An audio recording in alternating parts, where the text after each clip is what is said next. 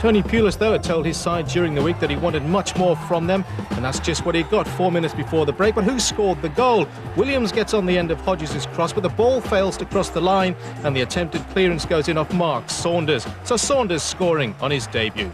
Despite that, new signing Carlos Sauber sets up Mark Saunders to give Pulis' side the lead on the hour. But Gills went ahead on 38 minutes. Wickham's Matt Lawrence failed to clear properly, and Mark Saunders fired the ball home from 25 yards.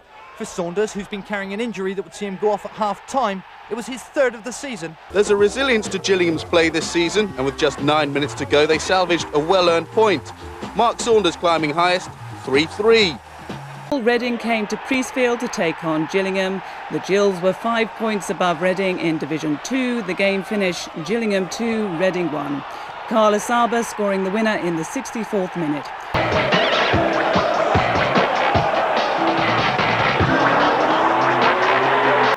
Sibon. And that's broken for Thompson. In the centre, Saunders here. Jumps for Gillingham. Oh, he's got it! The substitute has done it. Mark Saunders has equalised for Gillingham. Only a few minutes after coming on, his first significant contribution has brought them level in the cup tie. Peter Taylor's team benefiting from a good spell, but it's the substitute that does the trick. Good early ball in, and Saunders turns here against Nolan, and he really places that beyond the dive of Cernicek. And Gillingham are level after 69 minutes. Player manager Hessenthaler takes it, Ashby, and then at the far post, the flick was from Ashby, and Mark Saunders is there for his first of the season.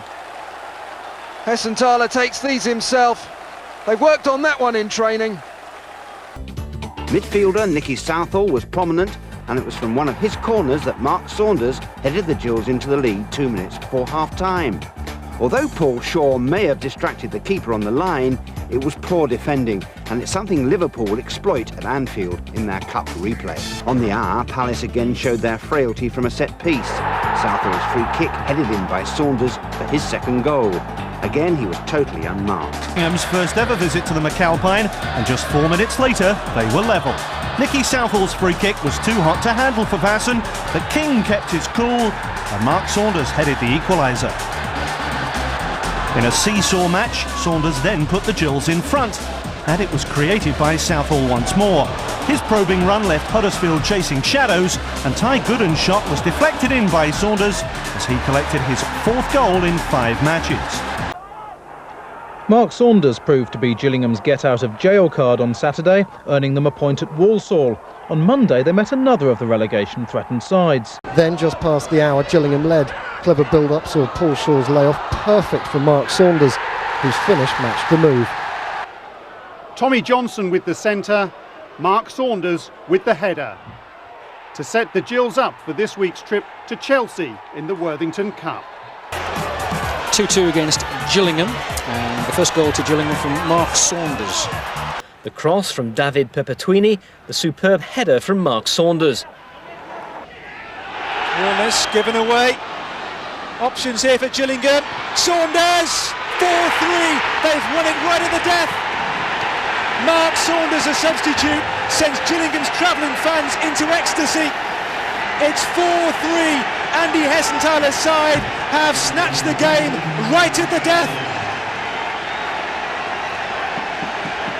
Ipswich caught out by their own corner flag here. It was an error by Fabian Wilness under pressure from Sidibe.